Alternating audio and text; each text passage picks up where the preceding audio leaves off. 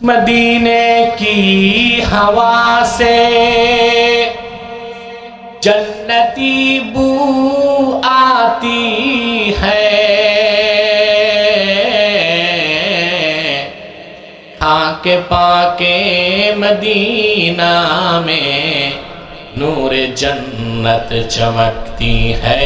अल्लाहुम्मा माइक তুই ঠিক আছে ঠিক আছে ওয়ালা আলি হাত ধরো না।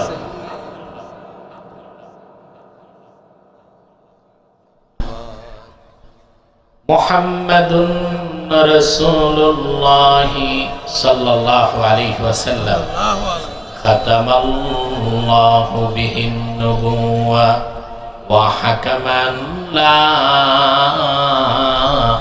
نبي بعده بلغ العلا بكماله كشف الدجى بجماله حسنت جميع خصاله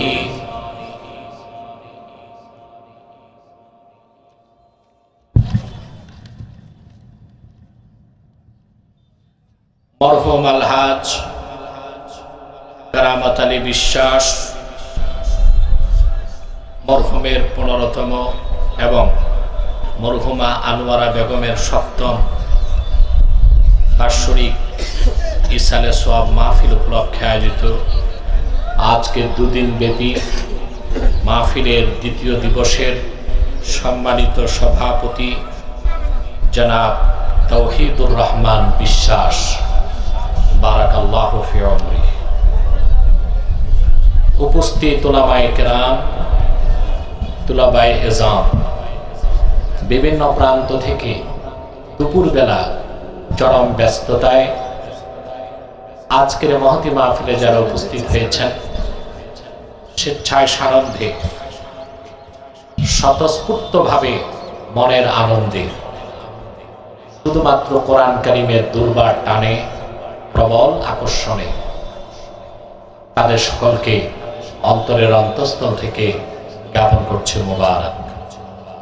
সবটুকু শুকরিয়া আল্লাহ সুবহানাহু ওয়া তাআলার জন্য, যিনি আজকের মহতি মাহফিলে আমাদেরকে আসার বসার তৌফিক মেহেরবানি করে ভিক্ষা দান করেছেন। সেজন্য আসুন আমরা সকলে একবার অবনত চিত্তে হৃদয়ের আবেগ অনুভূতি উজাড় করে সমবেত কণ্ঠে বলি আলহামদুলিল্লাহ। অগণিত অসংখ্য দরুদ ও সালাম আল্লাহর সৃষ্টির প্রধান আকর্ষণ, বিশ্ব সভার সভাপতি, সকল নবী রাসূলগণের মাথার তাজ, শামসুল হিদায়াত, বদরুদ্দুজা, সাইয়্যিদুস সাকালাইন, ইমামুল মুরসালিন, খাতামুন নবিয়্যিন আল মুরসালিন, আফতাবে নবুওয়াত, শাহনশাহে রিসালাত, সরকারে দো জাহাঁ, সুলতানুল মদিনা, নবিয়ুল আম্বিয়া, হুজুরে আকরাম, নূরে মুজাসসাম, নূরুন আলা নূর, সাইয়্যিদিনা হাবিবিনা শফিঈনা মাওলানা মুহাম্মদ সাল্লাল্লাহু আলাইহি ওয়াসাল্লামের উপর আল্লাহ পাক যাকে আজ থেকে ১৫০০ বছর আগে প্রেরণ করেছেন সর্বশ্রেষ্ঠ সর্বশেষ নবী ও রাসূল হিসেবে, যার পরে আজ পর্যন্ত পৃথিবীতে অবশ্যই কোনো প্রকার নবী কিংবা রাসূল অবশ্যই আসে নাই, অবশ্যই এখনো নাই, অবশ্যই কিয়ামত পর্যন্ত আসবে না। সম্মানিত সুধী, আজকে আপনারা এখানে এসেছেন, আসার পেছনে পার্থিব জাগতিক সামাজিক কিংবা রাজনৈতিক কোনো স্বার্থ নাই। আছে? আমরা এসেছি শুধুমাত্র আল্লাহ তার হাবিবের রেজামন্দি হাসিল করার জন্য। সেজন্য এই প্যান্ডেলটা 2 দিনের জন্য একটি অস্থায়ী মাদ্রাসার মর্যাদা লাভ করছে। সুবহানাল্লাহ বলবেন না? সুবহানাল্লাহ। এখানে উলামায়ে কেরাম কোরআন সুন্নাহ থেকে মূল্যবান সারগর্ভ আলোচনা আপনাদেরকে উপহার দিচ্ছে। সেজন্য এই প্যান্ডেলটা বিদায়ী মুনাজাতের আগ পর্যন্ত একটি অস্থায়ী মাদ্রাসা। আর আপনারা যারা এসেছেন তারা সবাই তালিবুল ইলমের মহান মর্যাদা লাভ করেছেন, বলেন সুবহানাল্লাহ। এতে কি আমরা খুশি না বেজার? তালিবুল ইলমের মর্যাদা অনেক বেশি, বেশি না? কথা বলে না। আপনারা এই উৎপাত করছেন কেন ভাই? আর আপনারা দাঁড়িয়ে আছেন কেন? আপনাদের কি বিবেক বলে কিচ্ছু নাই? আপনারা যদি প্যান্ডেলের পিছনে বসেন, প্যান্ডেলটা কানায় কানায় ভরে যায়। মাহফিল যত সুন্দর হবে আপনাদের কবর তত সুন্দর হবে। আমি দ্বিতীয়বার বলবো না, আমার বিশ্বাস আপনারা যারা সাতক্ষীরাতে মুসলিম তারা অত্যন্ত কালচার্ড, এডুকেটেড এবং সিভিলাইজড, খুব সভ্য, ভদ্র, সুশৃঙ্খল। আমার এই বিশ্বাসে আঘাত করবেন না। যারা দাঁড়িয়ে আছেন এক সেকেন্ডের সামনে চলে বসে যান। আর এখানে স্বেচ্ছাসেবকদের উঠা বসার প্রয়োজন নাই। আমাকে কিছু সময় দিবেন যেন আমি আপনাদের কিছু সময় দিতে পারি। পারবো না ইনশাল্লাহ? ডানে বামে যে যেভাবে আছে থাকুক, আর কোনো উৎপাত করবেন না। সামনের ফাঁকা জায়গা পূরণ করেন। ফাঁকা জায়গাগুলোতে শয়তান বসে আছে। শয়তান আপনাদের এত প্রিয় হলো কেমন করে যে তারও মাহফিলে বসতে দেন? পিছন থেকে হালকা সামনে এসে ফাঁকা জায়গা পূরণ করতে থাকে। সম্মানিত সুধী, তা আপনারা যে তালিবুল ইলমের মর্যাদা পেয়েছেন এতে আপনারা খুশি না বেজার? বেশি না কম? দামটা কতটুকু বাড়ছে আপনাদের?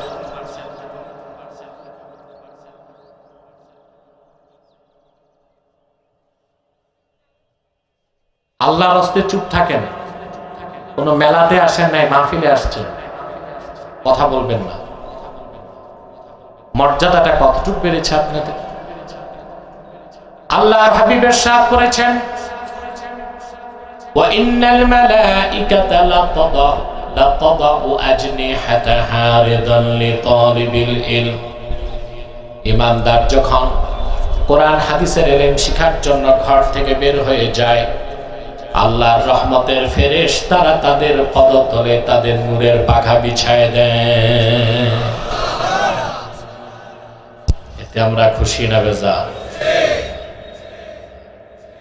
এখানে হেঁটে এসেছেন, প্রতি শ্বাসে আল্লাহ তাআলা 10টি করে নেকি দান করেছেন। বসে আছেন, প্রতি শ্বাসে 10 নেকি পাচ্ছেন। হেঁটে এসেছেন, প্রতি কদমে 10 নেকি পেয়েছেন। শুধু কোরআনকে ভালোবেসে বসে থাকবেন যতক্ষণ সগীরা গুনাহগুলো তওবা ছাড়া মাফ হতে থাকবে। কোরআনের মাহফিলের পরে 2 হাত তুলে মুনাজাত করে আমার আল্লাহর কাছে সারা জীবনের গুনার কথা মনে করে আত্মসমর্পণ করে যদি চান, বাড়ি যাবার আগে আল্লাহ তাআলা আপনাকে শিশুর মতো নিষ্পাপ বেগুনাহ বানায় দিবে। এতে আমরা খুশি না বেজার? বেজার শুধু শয়তান। বেজার কে? শয়তানও বেজার, তার চেলা চামুন্ডারাও বেজার। শয়তানের সব চেষ্টাই ব্যর্থ। এখন একটা বাকি আছে।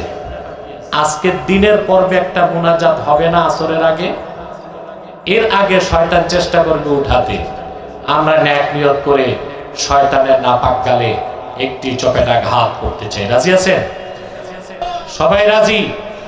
আমরা নিয়ত করছি কিছুক্ষণ পরে আজকের মুনাজাত করে গুনাহ মাফ করে নিষ্পাপ বেহেশতি আল্লাহওয়ালা হয়ে বাড়ি যেতে চাই। কারা কারা হাত তুলে আল্লাহ তাআলাকে দেখা?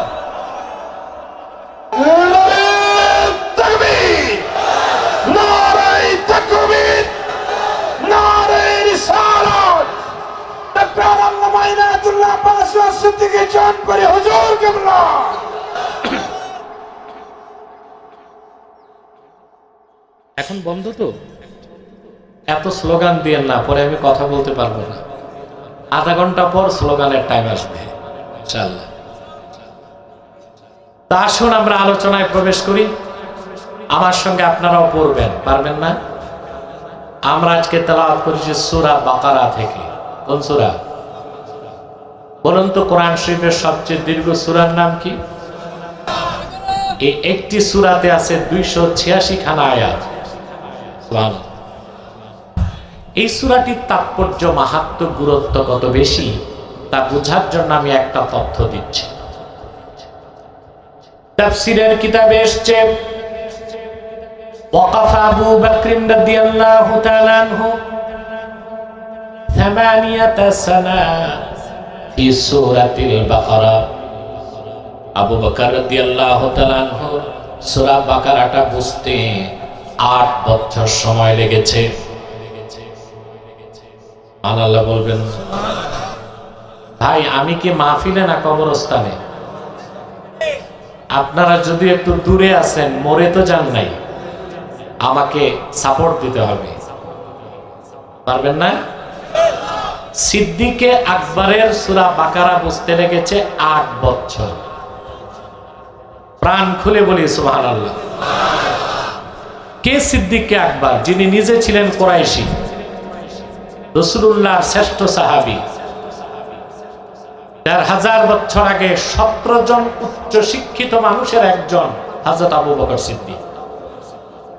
ওনার সূরা বাকারাটা বুঝতে লাগছে, আর আমাদের দেশে কমপ্লিট মৌলবী হয় 8 বছরে,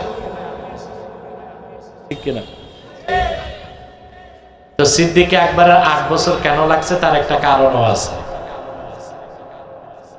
বিশ্ববরেণ্য মুফাসসির আল্লামা হাফেজ ইমাদউদ্দিন ইবনে কাসির তার তাফসীরে লেখেন, আল্লাহর আখিরি নবী নূর নবীজি আমার মুহাম্মদ সাল্লাল্লাহু আলাইহি সাল্লামের সুমহান সাহাবীগণের অভ্যাস ছিল, তারা রাসূলুল্লাহর নূরের জবান থেকে 10টা আয়াত শুনতেন, 10টা আয়াত মুখস্থ করতেন, 10টা আয়াতের ব্যাখ্যা বুঝতেন, তারপরে 10 আয়াতের আমল শুরু করতে পারলে তারা 11 আয়াতে যেতেন। সুবহানাল্লাহ বলবেন না? 10টা আয়াত শুনতেন, 10টা আয়াত মুখস্থ করতেন, 10টা আয়াতের ব্যাখ্যা বুঝতেন, 10টা আয়াতের আমল শুরু করলে আবার তারা 11 থেকে 20 আয়াতে যেতেন। এভাবে আবু বকর সিদ্দিক রাদিয়াল্লাহু তাআলা আনহু সূরা বাকারাটা অধ্যয়ন করতে লেগেছে 8 বছর সময়। বলেন সুবহানাল্লাহ। সুবহানাল্লাহ। এই একটি সূরাতে আছে 1000 আদেশ, 1000 নিষেধ। সুবহানাল্লাহ। সূরাটির শুরুতেই প্রথম আয়াত থেকে 20 আয়াতের মধ্যে আল্লাহ তাআলা মানব জাতিকে 3টি শ্রেণীতে ভাগ করছেন। কয়টি শ্রেণী? 3টি শ্রেণীর বাইরে কোনো মানুষ থাকতে পারে না, যে কোনো একটি শ্রেণীতে মানুষকে থাকতেই হবে। প্রথম হচ্ছে মুমিনগণ, মুমিনুন, তারপর হচ্ছে কাফিরুন, তারপর হচ্ছে মুনাফিকুন। হয় কোনো মানুষ মুমিন হবে, নয় মুনাফিক হবে, নয় জোরে বলেন কাফের হবে। অবাক করা বিষয় মুসলমান, এই 3 নামে কোরআন শরীফে আল্লাহ সূরা নাজিল করেছেন। মুমিনের নামে সূরা আল মুমিনুন, মুনাফিকের নামে সূরা মুনাফিকুন, আর কাফেরদের নামে সূরা কাফিরুন। এখন প্রশ্ন হচ্ছে, মুশরিকদের নামে সূরা মুশরিকুন কেন নাই? প্রশ্ন আসে না? কারণ মুশরিকরা কাফেরদের অন্তর্ভুক্ত। ইন্না বাইনাল কাফিরি ওয়াল মুশরিকি ওয়াজহাল উমুমি ওয়াল খুসুস। কাফের আর মুশরিকের মধ্যে আম ও খাসের সম্পর্ক। প্রত্যেক কাফের মুশরিক নাও হতে পারে, প্রত্যেক মুশরিকই কাফের। ঠিকটা তো ঠিক মতো কইলা না? আমাদের দেশে যখন আমি দেখি পোস্টারে লেখা হয় বক্তার বিষয় শিরক আর বেদাতের বিরুদ্ধে ওয়াজ করবে, আমার তখন সন্দেহ হয় এরা মনে জেনে বুঝেই শিরকের বিরোধিতা করবে, বেদাতের বিরোধিতা করবে, কিন্তু কাফেরদের বিরুদ্ধে কিছু বলবে না। বিষয় তো এইরকম হওয়া উচিত যে শিরক কুফর বেদাতের বিরুদ্ধে। শুধু যদি বলা হয় শিরক আর বেদাত, তাহলে কেন যেন মনে হয় এখানে কাফেরদেরকে রক্ষা করার একটা দুরভিসন্ধি আছে, ঠিক কিনা? কারণ প্রত্যেক মুশরিকই কাফের, কিন্তু প্রত্যেক কাফের মুশরিক নাও হতে পারে। তা মানুষ কয় শ্রেণী? মুমিন, মুনাফিক, কাফের। আপনি যদি গভীর মনোযোগ দিয়ে সূরা বাকারা তেলাওয়াত করেন, আপনি দেখতে পাবেন আল্লাহ তাআলা প্রথমে মুমিনদের কথা বলেছেন, তারপর কাফেরদের কথা বলেছেন, তারপর মুনাফিকদের কথা বলেছেন। সূরা বাকারার 1 থেকে 20 পর্যন্ত গোটা মানব জাতিকে 3টি শ্রেণীতে আল্লাহ তাআলা ভাগ করে দিয়েছেন। তারপরে আল্লাহ রাব্বুল আলামিন সুস্পষ্ট সিদ্ধান্ত দিয়েছেন, মুনাফিকরা চিরস্থায়ী জাহান্নামী আর কাফেররাও চিরস্থায়ী জাহান্নামী। ইহকালীন কল্যাণ আর পরকালে জান্নাত পাবে শুধুমাত্র মুমিন মুসলমান। আল্লাহ বলেছেন মুমিনরাই সফল। কারা সফল? তবে সফলতার স্তর ভিন্ন ভিন্ন।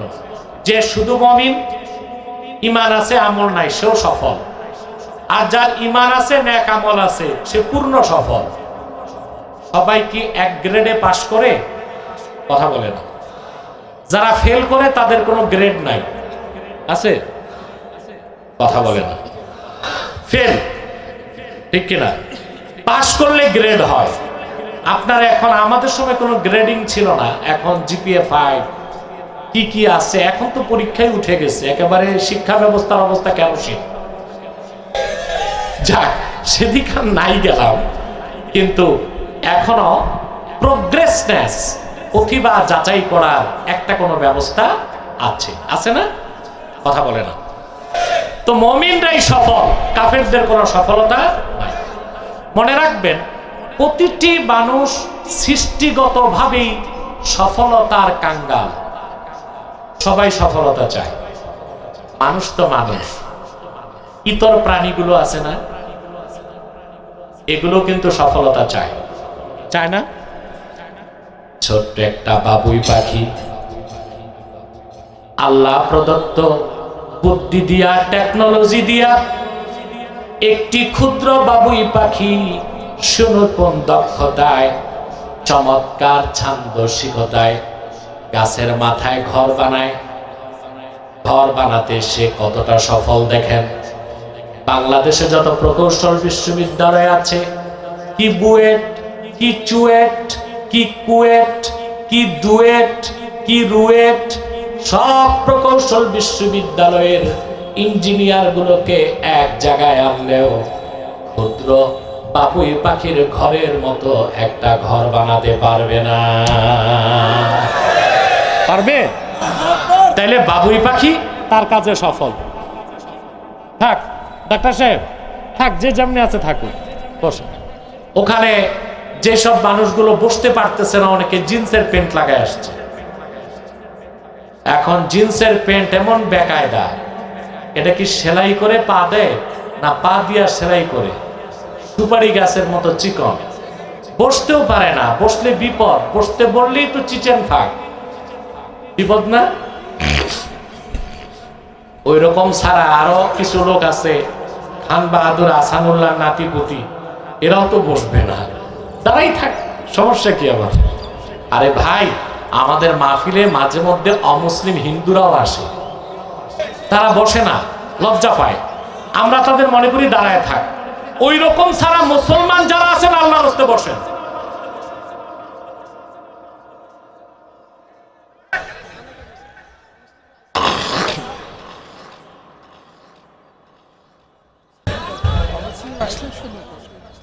আসবে, আরো স্বাগত জানাই আমরা, কিন্তু মুসলিমরা তো বসবে।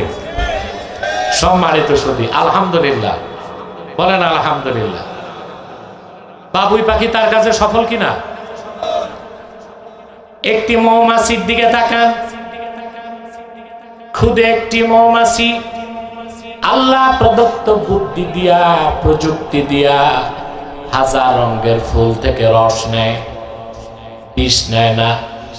তারপরে সে মৌচাকের মধ্যে আল্লাহর হুকুমে মধু বানায়। তাম পৃথিবীর যত কেমিস্ট, রসায়নবিদ আছে, ওই সব বিজ্ঞানী এক জায়গায় আনলো। মৌমাছির মতো এক ফোঁটা মধু ফ্যাক্টরিতে বানাতে পারবে নাকি? একটা মৌমাছি তার কাজে সফল। একটি বিড়াল গাছে উঠতে চায়, পারে না, একবার চেষ্টা করে 10 বার। মান্দার গাছ ছাড়া সব গাছেই বিড়াল উঠতে পারে, বিড়ালও সফলতা চায়। তো মানুষ তো অবশ্যই সফলতা চায়, কিন্তু অধিক সংখ্যক মানুষ জানে না সফলতা কোন পথে, সফলতা কোন মতে। এটাই মানুষের ব্যর্থতা, এটাই মানুষের।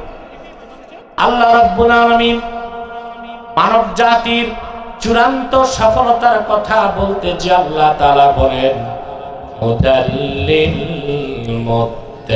মুত্তাকিন, এই কোরআন মুত্তাকিদের জন্য পথ প্রদর্শক, বলেন সুবহানাল্লাহ। এই মুত্তাকি কারা? আল্লাহ বলছেন আল্লাযীনা ইউমিনুনা বিল গায়বি ওয়া ইউকিমুনাস সালাতা ওয়া মিম্মা রাযাকনাহুম ইউনফিকুন। যারা বিশ্বাস স্থাপন করে গায়বের উপর, 5 ওয়াক্ত নামাজ আদায় করে এবং আমার প্রদত্ত রিজিক থেকে খরচ করে। সুবহানাল্লাহ বলবেন না? সুবহানাল্লাহ। ওয়াল্লাযীনা ইউমিনুনা বিমা উনজিলা ইলাইকা ওয়া মা উনজিলা মিন ক্বাবলিক ওয়া বিল আখিরাতি হুম ইউকিনুন। এবং যারা মুহাম্মদ সাল্লাল্লাহু আলাইহি ওয়াসাল্লাম আপনার উপর অবতীর্ণ কোরআনকে বিশ্বাস করে, পূর্বে যে কিতাবগুলো নাজিল হয়েছিল তাও বিশ্বাস করে, আখিরাতকে বিশ্বাস করে, আল্লাহ বলেন তারাই পরিপূর্ণ মুমিন, তারাই মুত্তাকি। উলাইকা আলা হুদাম মির রাব্বিহিম ওয়া উলাইকা হুমুল মুফলিহুন। তারাই তাদের রবের হেদায়েতের উপর প্রতিষ্ঠিত আছে, আর তারাই চূড়ান্তভাবে সফল হয়ে গেছে, বলেন সুবহানাল্লাহ। সফলতা কোন পথে, সফলতা কোন মতে, আল্লাহ তাআলা সূরা বাকারার প্রথম কয়েক আয়াতে স্পষ্ট করে দিয়েছেন, বলেন সুবহানাল্লাহ। কই গনে বাবা খেতা বালিশ সম্মানিত শুধু আমি আশরাফুল ইসলামকে স্নেহ করি, এর জন্য একটু কৌতুক করলাম। এই তো কোলবালিশ আনলো বাড়ত, নড়াচড়া করো না, আমার মনোযোগ নষ্ট হয়ে যায়। আমরা কথা শুনতেছি, বুঝতেছি, আল্লাহ কবুল করুন।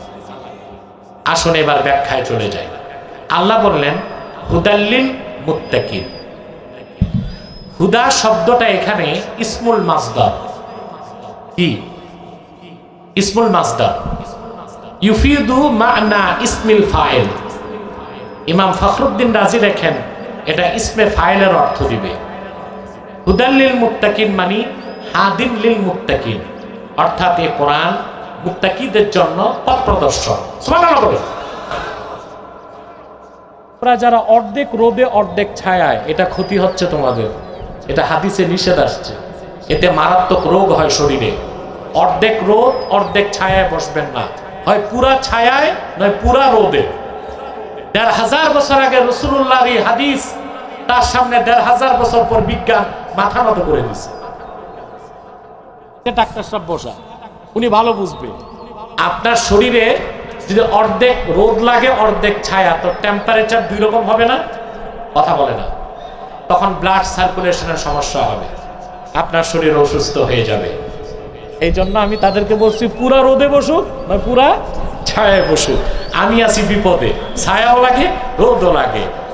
আল্লাহ তার হাবিবের জুতা মোবারকের ওসিলা আমারে মাফ করবে। কোরআন হচ্ছে হুদাল্লিল মুত্তাকিন, এটা মুত্তাকিদের জন্য পথ প্রদর্শক। সুবহানাল্লাহ বলবেন না? না থাক, এখন ডিস্টার্ব হতে থাক। এখন একটু মনোযোগ দেন। কোরআন যদি মুত্তাকিদের জন্য পথ প্রদর্শক হয়, তো বাকি যারা মুসলমান ঈমান আনছে মুত্তাকি হয় নাই, তাদেরকে কি পথ প্রদর্শন করবে না? কথা বলেন। আল্লাহর নবী জবাব দিয়েছেন ونزلنا عليك الكتاب تبيانا لكل شيء وهدى ورحمة وبشرى للمسلمين আল্লাহ পাক জবাব দিয়েছেন, প্রিয় হাবিব মুহাম্মদ সাল্লাল্লাহু আলাইহি ওয়াসাল্লাম, আমি আপনার উপরে কোরআন নাজিল করেছি তিবিয়ানান লিকুল্লি শাই, সবকিছুর সুস্পষ্ট ব্যাখ্যা হিসেবে। যে কোরআন হচ্ছে পৃথিবীর সব মুসলমানের জন্য সুসংবাদের বাহন, রহমতের কান্ডার এবং হেদায়েতকারী। আমরা জবাব পেয়ে গেলাম কোরআন হুদাল্লিল মুত্তাকিন, কোরআন হুদাল্লিল মুসলিমিন। কোরআন মুত্তাকিদের জন্য পথ প্রদর্শক, কোরআন বাকি মুসলমানদের জন্যও কথা বলেন পথ প্রদর্শক। এখন প্রশ্ন হচ্ছে, যারা মুসলমানই হয় নাই, কাফের, মুশরিক, নাস্তিক, অ্যাথিস্ট, লেফটিস্ট, বেঈমান, ঈমান আনে নাই, তাদের কি কোরআন পথ প্রদর্শন করবে না? কথা বলে না।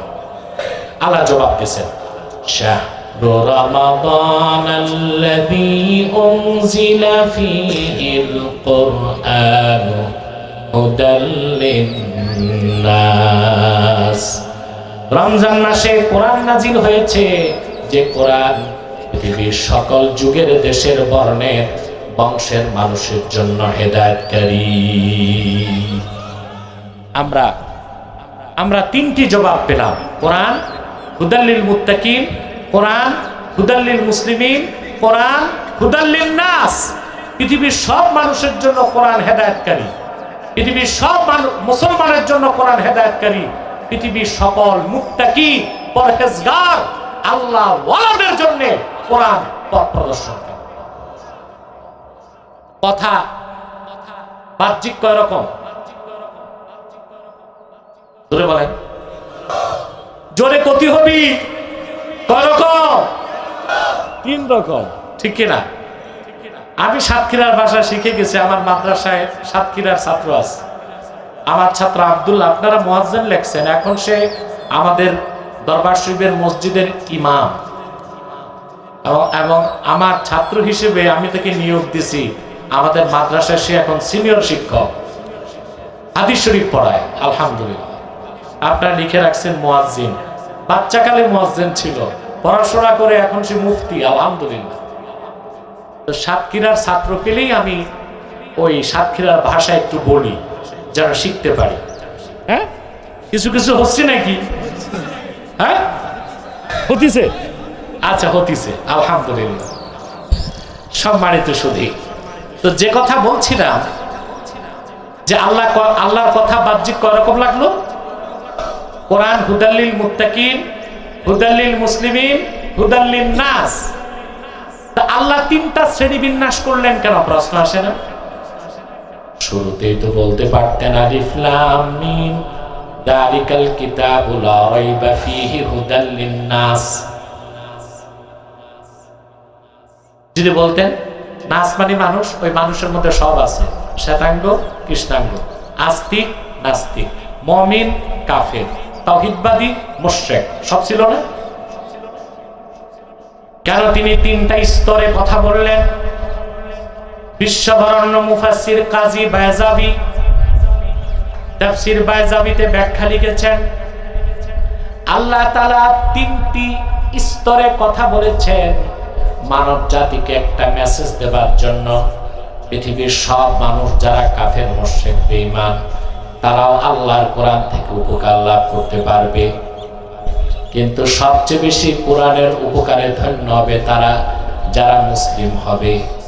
আর কোরআনের 16 আনা উপকার আর নূর পাবে তারা যারা মুসলিম হবার পর মুত্তাকি হয়ে যাবে।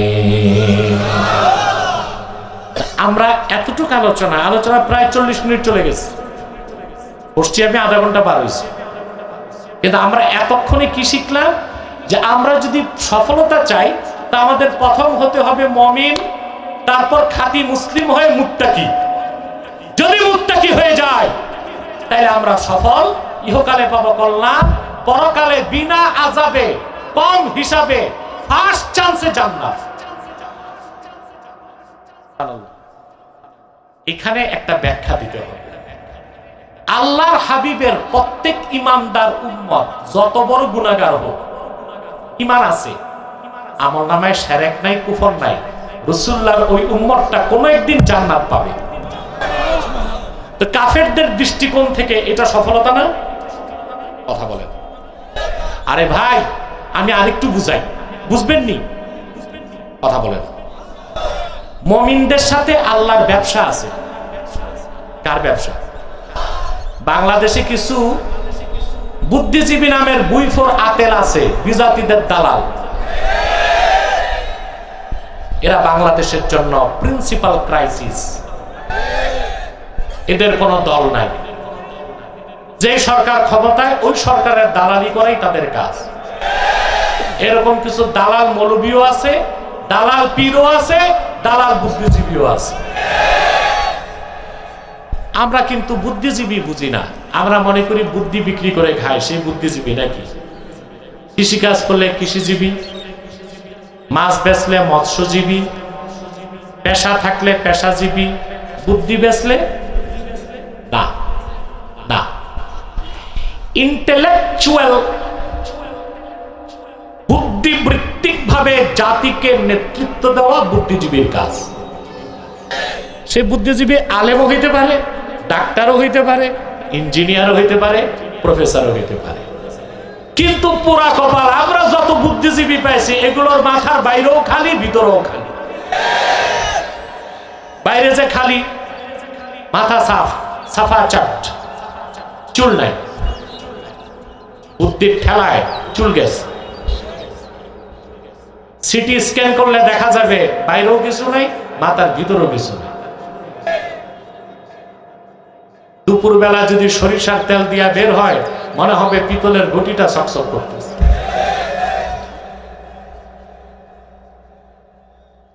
আমি সরকারকে বহুবার বলছি, বুদ্ধিজীবীদের কাজে লাগান, অন্তত তাদের মাথায় ঘাস চাষ করা হোক, যেন গবাদি পশুগুলো খাইয়া বাঁচে। আর কোনো কাজে তো আসতেছে না। আব্বাসী সব বুদ্ধিজীবী যেগুলো আছে, এগুলোর বাবা দাদাদেরকে টোকা দিয়া দেখছে, কিচ্ছু নাই। হম্বি তম্বি ছাড়া আর কিচ্ছু নাই। একটা বিদ্যায় তারা পারদর্শী না, শুধুই পারে দালালি করে গোটা জাতিকে পথভ্রষ্ট করতে।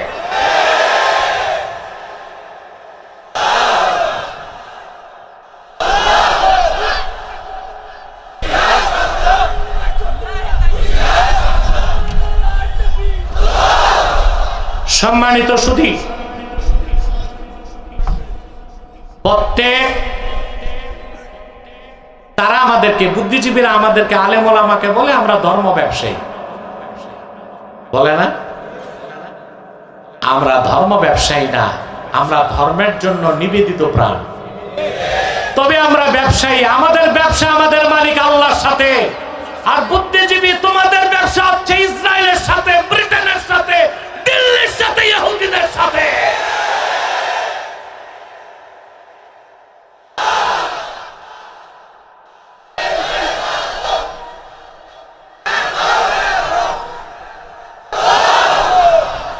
আমাদের ব্যবসা কার সাথে?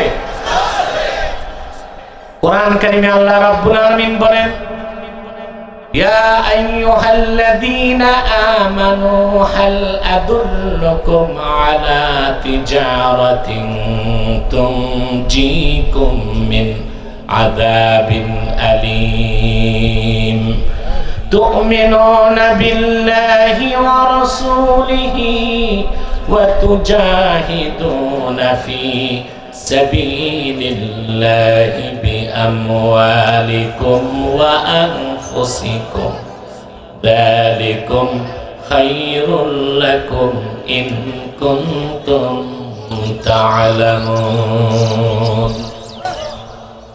এই তোমরা বসো, পিছনের লোক তো দেখে না, বসো, এক মুহূর্তে বসে যাও। আর ইউটিউবার ভাই, তোমরা যদি বারবার তোমাদের মুন্ডুটা উঠাও, মানুষ তো বিরক্ত হয়। একবার সেটিং করে বসে যাও। ওদেরকে, আরে ভাই, ওদের তো কাজও আছে, ব্যাটারি চেঞ্জ করতে হয়, আর ওদের কত সুযোগ দিতে হবে। আপনারা এখানে হাজার হাজার লোক আছেন, আর তারা বক্তব্যটা পৌঁছাবে লাখো লাখো লোকের কাছে। মিডিয়াও তো দরকার আছে, আছে না? আমার দৃষ্টিতে ইসলামের পক্ষে যে মিডিয়া কাজ করে তাদেরকে আপনাদের উচিত আপ্যায়ন করা, আমি মনে করি। কারণ তারা ব্যবসার উদ্দেশ্য হোক আর যে উদ্দেশ্য হোক, ওয়াজ মাহফিলটাকে তারা লাখো লাখো মানুষের কাছে পৌঁছে দিচ্ছে আমাদের আলোচনা। স্যাটেলাইট মিডিয়া যেগুলো আছে এগুলো তো সব ইহুদির দালাল। 10 লাখ মুসলমান এক জায়গায় হলেও কোনো কাভারেজ দিবে না, আর 30 জন হিন্দু মিলে রথ যাত্রা করবে, সব স্যাটেলাইট চ্যানেল তাদের কাভারেজ দিবে। ওরা তো আমাদের পক্ষে না। এই মিডিয়াগুলো মুসলমানের পক্ষে, ইসলামের পক্ষে, ইসলামিক স্কলারদের বক্তব্য লক্ষ লক্ষ মানুষের কাছে পৌঁছে দিচ্ছে। তো তাদেরকে আপনারা ধমকাবেন না, গালিগালাজ করবেন না, তবে তারা ভুল করলে আমরা সংশোধন করব ইনশাআল্লাহ। সম্মানিত সুধী, তো যে কথা বলছিলাম, আমাদের ব্যবসা কার সাথে? আল্লাহর সাথে। এখন মানব জাতিকে আল্লাহ 3টা জিনিসে দিছে: ব্যবসা, চাকরি, কৃষিকাজ। 4 নাম্বার কিছু আছে? আছে, একটা জমির দালালি। এটা জমির দালালি, এটা ব্যবসাও না, চাকরিও না, কৃষিও না। আপনার জায়গা বেচে দিবে 1 কোটি, ফাওয়ে 10 লাখ পকেটে। এইরকম সমাজে অনেক কাঙ্গাল আঙ্গুল ফুলে কলা গাছ হয়েছে। এটা কি ব্যবসা, চাকরি, কৃষি? এটা দালালি। যদি বলেন শরীয়ত মোতাবেক এটার হুকুম কি, ইসলামী অর্থনীতির ভাষায় এটা বাইয়ে ফাসেদ, এটা মাকরু, মাকরু তাহরিমা, মাকরু তাহরিমা। কারণ ব্যবসা মানে বিনিময় থাকতে হবে। তা আমাদের ব্যবসা মানে লাভ লস আছে, কি আছে? লাভ লস আছে। সেই জন্য আল্লাহ তাআলা বলেছেন, ওয়াল আসরি ইন্নাল ইনসানা লাফি খুসর। শপথ আসরের, নিশ্চয়ই মানুষ ক্ষতির মধ্যে আছে। কিন্তু আল্লাহ তাআলা বলে দিলেন, ইল্লাল্লাযীনা আমানু, তারা ছাড়া যারা ঈমান এনেছে, ওয়া আমিলুস সালিহাত, নেক আমল করেছে, তারা ক্ষতিগ্রস্ত না। যাদের ঈমান আছে তারা মহা ক্ষতি থেকে বেঁচেছে, আর ঈমানের সাথে যাদের আমল আছে তারা পুরা ক্ষতি থেকে বেঁচেছে।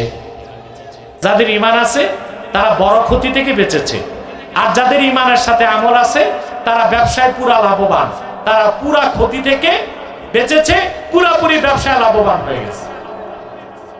আমি আপনাদেরকে একটা উদাহরণ দিচ্ছি। আপনার 10 লাখ টাকা পুঁজি, কত? ব্যবসা করেন, প্রতিদিন আপনার নেট প্রফিট আসে 1000 টাকা। কত?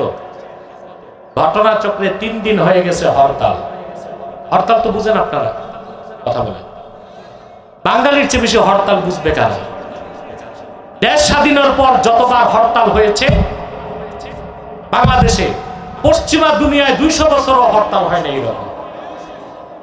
তবে জানেন না আপনারা, এই হরতাল বাঙালি শব্দ না, এটা একটা গুজরাটি শব্দ। শব্দটা আমাদের না, পাশের। তার মানে বাঙালি আকাম কুকাম শিখছে অন্যদের কাছ থেকে, ঠিক কিনা? বাঙালি জাতি হিসেবে খুবই অতিথি পরায়ণ, সভ্য, ভদ্র, শান্ত, মিশু, ঠিক কিনা? বাঙালিকে চুরি চামারি বদমাশি শিখাইছে ইংরেজরা। ভালো কাজগুলো বাঙালি শিখছে পূর্বপুরুষ থেকে, আর যত সহিংসতা সন্ত্রাস এগুলো শিখছে পার্শ্ববর্তীদের কাছ থেকে। যেমন হরতাল শব্দ, এটা আমাদের বাঙালি শব্দ না, এটা গুজরাটি শব্দ। আমি কি বুঝাইতে চাইছি বুঝছেন তো? কথা বলে না। হরতাল মানে যে জিনিস সব জিনিসের তাল নষ্ট করে, তার নাম হরতাল।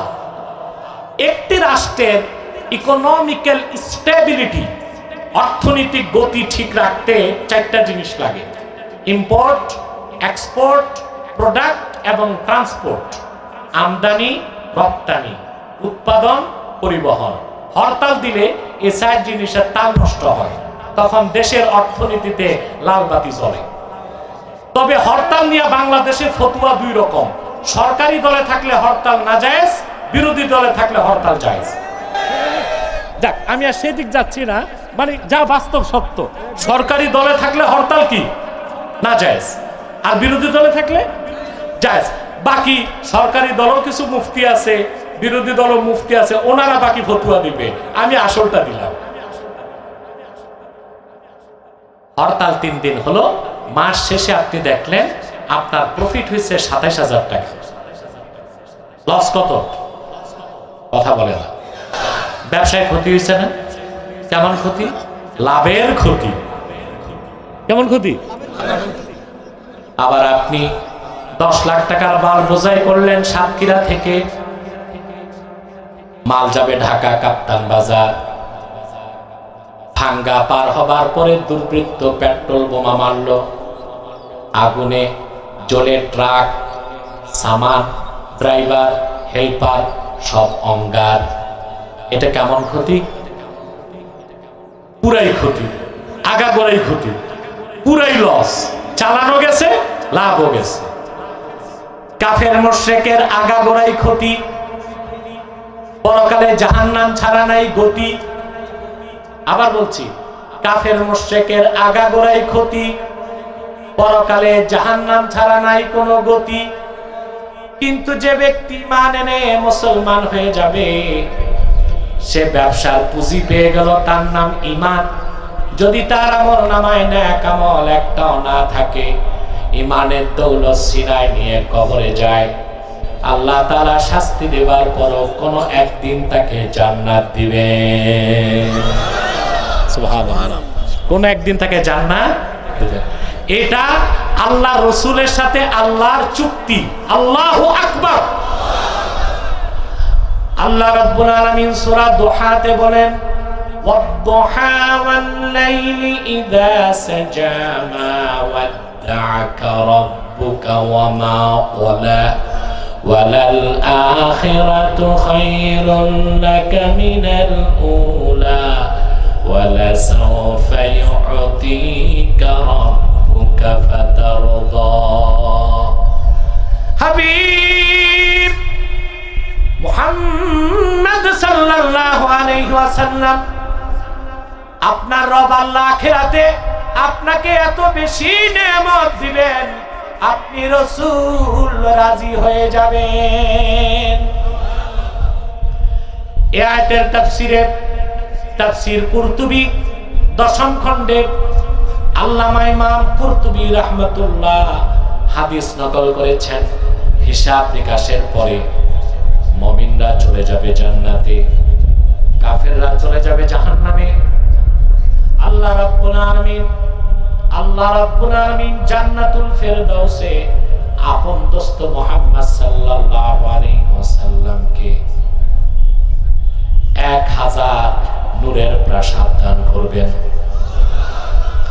জান্নাতুল ফেরদাউসে আল্লাহ আপন হাবিব মুহাম্মদ সাল্লাল্লাহু আলাইহি সাল্লামকে 1000 নূরের প্রাসাদ দেবার পরে আল্লাহ তার হাবিবকে ডেকে বলবেন, হাল রাদিতা ইয়া মুহাম্মদ, প্রিয় হাবিব মুহাম্মদ সাল্লাল্লাহু আলাইহি ওয়াসাল্লাম, আপনি কি রাজি হয়েছেন? আল্লাহর হাবিব বলবেন, আল্লাহর হাবিব বলেছেন, লা আরদা ওয়া ওয়াহিদুম মিন উম্মতি ফিন্নার, আমার একজন ইমানদার উম্মত যতক্ষণ পর্যন্ত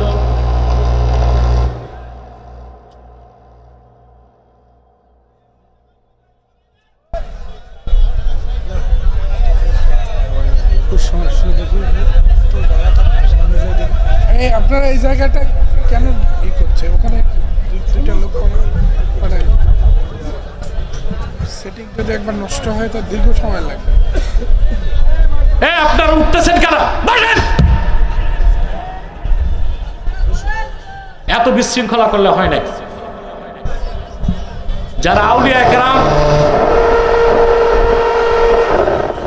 এই লোকগুলো এসে ডিস্টার্ব করছে।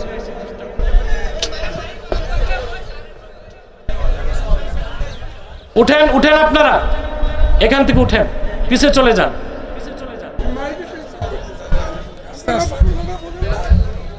আস্তে আস্তে।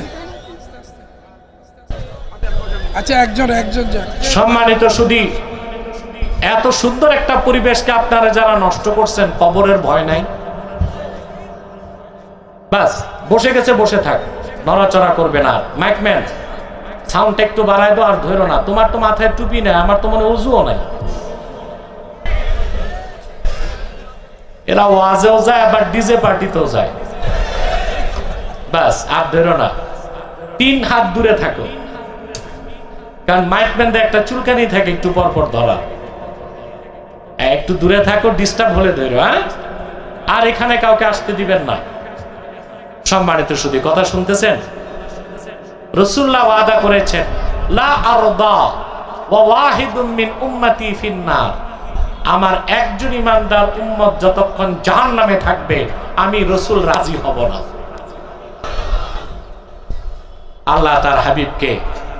আল্লাহ তার হাবিবকে জান্নাতুল ফেরদাউসে 1000 নূরের প্রাসাদ দেওয়ার পর বলবেন, হাবিব রাজি হইছেন?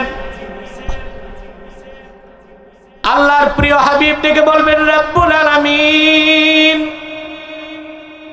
আমার কালেমা শাহাদাতকে বিশ্বাস করেছে এমন অনেক মুসলমান গুনার কারণে জাহান্নামে জ্বলছে, যতক্ষণ তারা জান্নাত না যাবে আমি রাসূল কেমন করে রাজি হব? আল্লাহ মালিক ফেরেশতাকে ডেকে বলবেন, রে মালিক জাহান্নামের সব দরজা খুলে দাও, আমার হাবিবের সঙ্গে আমার ওয়াদা, আমার হাবিবের রক্ত ঝরা দ্বীন ইসলামের কালেমা যারা বিশ্বাস করেছে আমি আল্লাহ তাদের প্রত্যেককে আমার জান্নাত দিব। আজকে আমি আমার ওয়াদা পূরণ করে আমার হাবিবকে রাজি করবই।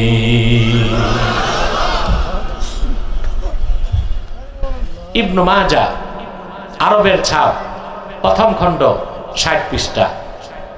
জাহান্নামের দরজা খুলে যাবে।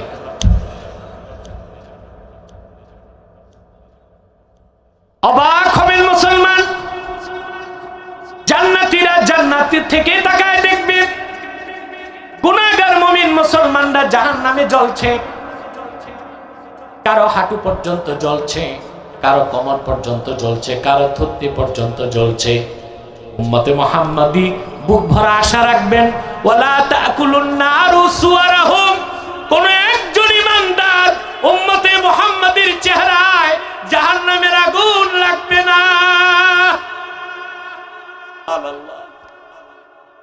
আল্লাহর হাবিবের উম্মত হয়ে দৌলত পাইছি আমরা, সুবহানাল্লাহ। একজন মুসলমানের চেহারায় জাহান্নামে আগুন লাগবে না, সারা শরীরে আগুন জ্বলবে, কিন্তু চেহারায় থাকবে ঈমানের নূর। ইয়াতালাউ নূরুল ঈমান ফি উজুহিহিম, মুমিনদের চেহারায় কালেমার নূর জ্বলজ্বল করতে থাকবে, আগুন থুতনিতে যে আটকা পড়ে যাবে। আল্লাহ বলবেন, মালিক সবাইকে জাহান্নাম থেকে বের করে জান্নাত দিয়ে দাও। মালিক ফেরেশতা বলবেন, রব্বুল আলামিন কারো হাঁটু পর্যন্ত জ্বলে গেছে, কারো কোমর পর্যন্ত, কারো থুতনি পর্যন্ত, এই জ্বলা পোড়া দেহ নিয়া জান্নাতে কেমনে যাবে? সহিহ বুখারীর মধ্যে এসেছে, কিতাবুল ঈমানে বেহেশতে আল্লাহ একটা নহর বানায় রেখেছেন, তার নাম নাহরুল হায়াত। আল্লাহ বলবেন, ওই নহরে আমার বান্দাদের গোসল করাও। নাহরুল হায়াতে গোসল করার সঙ্গে সঙ্গে গুনাহগার মুমিন মুসলমানদের দেহে নতুন চামড়া গোশত হয়ে যাবে, হাসতে হাসতে তারা আমার আল্লাহর জান্নাতে চলে যাবে। রাসূলুল্লাহ ডেকে বলবেন, ইয়া রাব কদ রাদিতু, মালিক রাজি হয়ে গেলাম, তোমার সাথে জাহান্নামের কোথাও আমার কালেমা বিশ্বাস করেছে এমন একজন মানুষও নাই, সব জান্নাতে। সুবহানাল্লাহ। তাহলে প্রত্যেক মুমিন মুসলমান সফল, ঠিক কিনা? আর ঈমান আনার পর যে নেক আমল করবে সে মুত্তাকি, সে পূর্ণ সফল। আপনি যদি শুধু মুমিন মুসলিম হন বেহেশতে যাবেন, তবে গ্যারান্টি নাই ফার্স্ট চান্সে না সেকেন্ড চান্সে। কিন্তু আপনি যদি তাকওয়ার মানদণ্ডে উত্তীর্ণ হয়ে মুত্তাকি হতে পারেন, বিনা আযাবে ফার্স্ট চান্সে সরাসরি আল্লাহর জান্নাত পেয়ে যাবেন। তাহলে আমাদের এখন করণীয় কি? শুধু মুমিন মুসলিম হব না মুত্তাকি হব? ঈমান আনার পর আমাদেরকে আল্লাহ কিছু কাজ দিয়েছেন, এই কাজগুলো করলে আমরা শুধু মুমিন মুসলিম হব না, মুত্তাকির দরজা লাভ করব, আর ফার্স্ট চান্সে আল্লাহর জান্নাত পাবো। আমি কি সেই কথাগুলো বলবো? কথা বলে না। আমি আরো আধা ঘন্টা টাইম চাই আপনাদের কাছে। আলহামদুলিল্লাহ, দিনের বেলায় মাহফিলটা জনসমুদ্রের রূপ নিয়েছে, শুধুমাত্র আল্লাহর কোরআনের মহব্বত ইজ্জতে মানুষগুলো এসেছে, ঠিক কিনা বলেন? আমার বিশ্বাস আজকের মোনাজাত কবুল হবে, আল্লাহ কবুল করুন, মঞ্জুর করুক, বলুন আল্লাহুম্মা আমিন। কথা শুনতেছেন? এবার আসেন মুত্তাকি কারা, আল্লাহ ব্যাখ্যা দিচ্ছেন। পুরুষের চেয়ে মহিলা বেশি, এটা তো স্বাভাবিক। প্রধানমন্ত্রী মহিলা, স্পিকার মহিলা, বাইতুল মোকাররমের খতিব ছাড়া সব জায়গায় মহিলাদের দায়িত্ব কর্তৃত্ব, তো মহিলা বেশি আসবে এটা অবাক হবার কি? আর সাতক্ষীরার মা বোনরা এমনিতেই একটু ইসলাম প্রিয়, আলহামদুলিল্লাহ।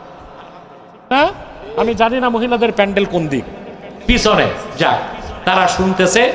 আপনারা যে হাজার হাজার লোক আছেন তার দ্বিগুণ মহিলা আছে, বলেন আলহামদুলিল্লাহ। না ডাক্তার সাহেব, এতে আমার টাইম লস হবে, মনোযোগ নষ্ট হবে, থাকুক, আমার গুনাহ মাফ হইতেছে, থাকুক। সম্মানিত সুধী, কথা খেয়াল করতেছেন? এখন শুধু মুমিন মুসলিম হবেন না, মুত্তাকি হইতে হবে। কিভাবে হবেন আল্লাহ বলে দিয়েছেন, আল্লাযীনা ইউমিনুনা বিল গায়ব। ঈমান আনার পরে সেটা হচ্ছে যারা বিশ্বাস স্থাপন করে গায়েবের উপর, এটা ঈমান। এটা কি গায়েব? অর্থ কি বলেন তো? অদৃশ্য না, এটা ভুল। না দেখি বিশ্বাস, এটাও আংশিক। গায়েবের অর্থ আমরা 88% মুসলমান জানি না, কিন্তু ঝগড়া করি এলমে গায়েবের মাসালা নিয়ে। একজন একজনকে বলি তুই সুন্নি বেদাতি, আর সে কয় তুই ওহাবি খারিজি, ঠিক কিনা? কিন্তু শতকরা 80% মুসলমানই জানে না গায়েব অর্থ কি। ইমামে খাজেন তাফসীর খাজেন প্রথম খণ্ডে আল্লাযীনা ইউমিনুনা বিল গায়বের ব্যাখ্যায় লিখেছেন, কুল্লু মা গাবা আন হাওয়াসিল খামসা, প্রত্যেক সেই জিনিস যা পঞ্চ ইন্দ্রিয় থেকে দূরে। ইন্দ্রিয় কয়টা? চক্ষু, কর্ণ, জিহ্বা, নাসিকা, ত্বক। এই 5টা ইন্দ্রিয় যে জিনিস ধরতে পারে না, দেখতে পারে না, ছুঁইতে পারে না, অনুমান করতে পারে না, অনুভব করতে পারে না, সেটাকেই বলা হয় গায়েব। হতে পারে তা বহু দূরে, হতে পারে তা খুব কাছে। সেজন্য দেখেন সূর্যটা জমিন থেকে 9,30,00,000 মাইল দূরে। কত?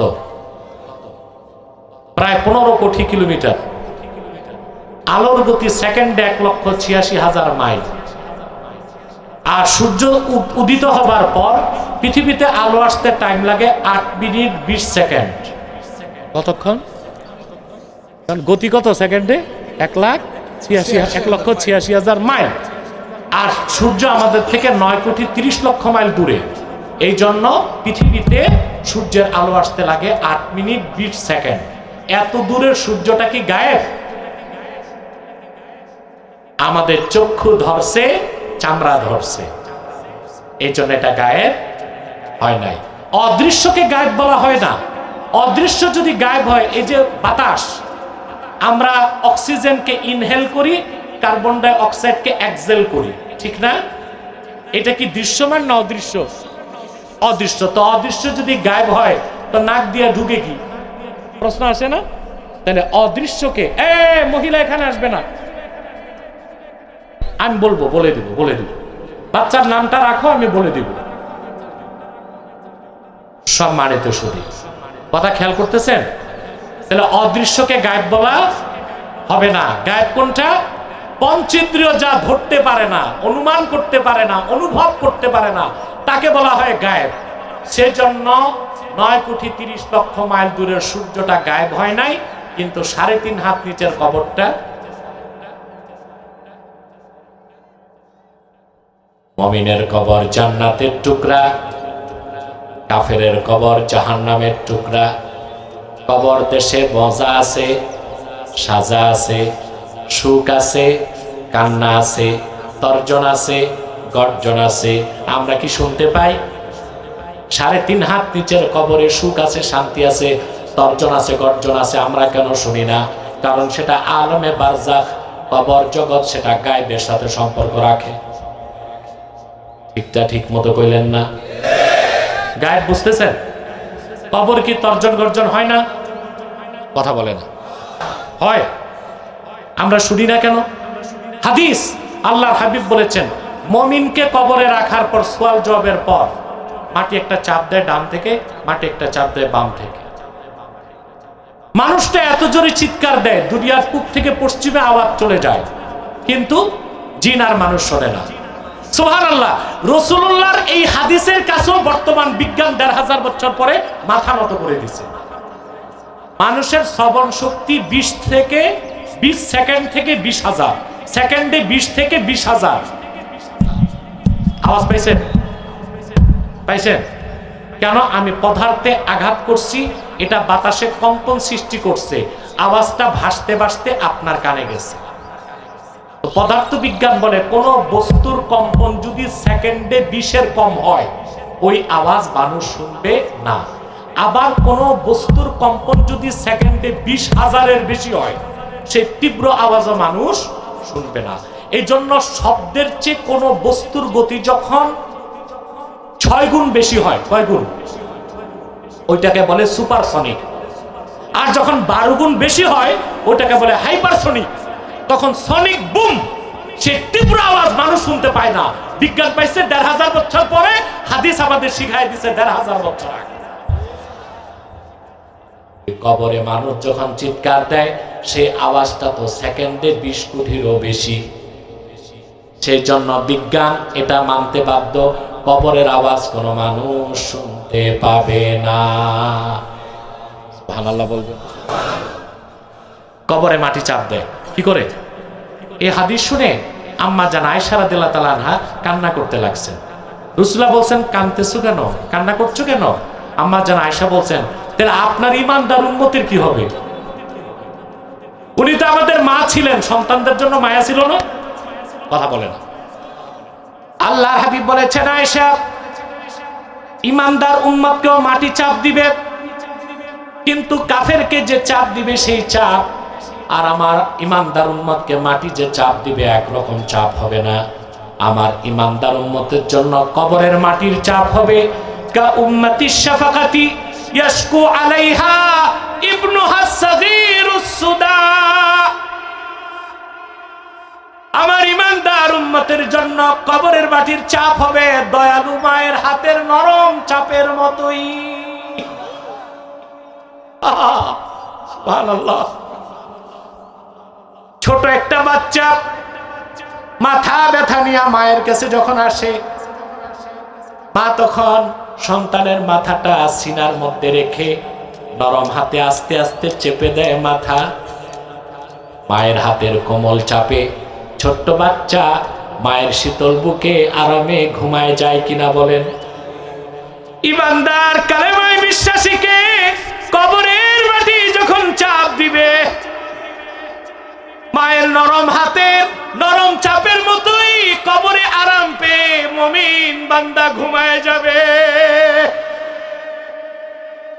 এমন সুখের নিদ্রা কবরের মধ্যে ঘুমায় যাবে উম্মতে মুহাম্মাদি। ইসরাফিলের সিংহায় ফু দেবার আগে তার সুখের নিদ্রা ভাঙবে না। আমরা কি ওই রকম একটা কবর বানাইতে পারি? কথা বলে না। তাহলে প্রথম লাগবে কি? ঈমান। ইউমিনুনা বিল গায়ব। এই ঈমান আনার পর আপনি সফল, অর্থাৎ কোনো একদিন জান্নাতে যাবেন।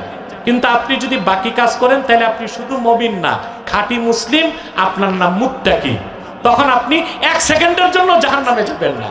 এখন আপনারা কি আংশিক সফলতা চান না পূর্ণ সফলতা? তো শুধু মুমিন মুসলিম হবেন না মুত্তাকি হবেন? প্রথম লাগবে কি? ঈমান। সুবহানাল্লাহ বলেন। তারপর ওয়ায়ুকিমুনাস সালাহ। সুবহানাল্লাহ। ঈমানের পর সালাত।